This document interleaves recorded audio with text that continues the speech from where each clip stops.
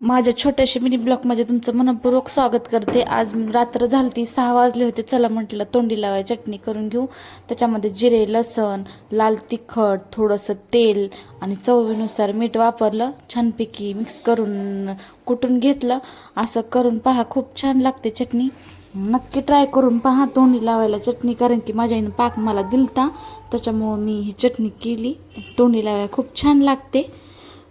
छानपैकी मिक्स वगैरे करून घेतली।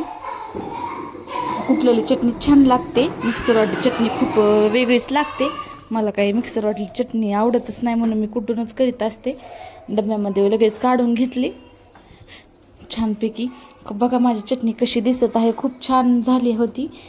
आणि त्यानंतर मग चेहरा थंडी म्हणलं की चेहऱ्याची काळजी घ्यायलाच पाहिजे। त्याच्यामध्ये मी तांदळाचं पीठ, आपलं बेसन पीठ आणि मसुराची डाळ वापरली होती, आपलं गुलाबजल आणि थोडंसं लिंबू। ह्याच्यात तुम्ही दही पण वापरू शकतात, माझ्याकडे दही नव्हतं म्हणून मी हेच वापरलं। आणि 15 मिनटं चेहऱ्याला लावून ठेवलं। संध्याकाळी नाही सकाळी तरी करीतच असते मी, काळजी घेतच असते चेहऱ्याची। संध्याकाळचं जेवण माझं असं होतं, मला पाक खूप आवडतं।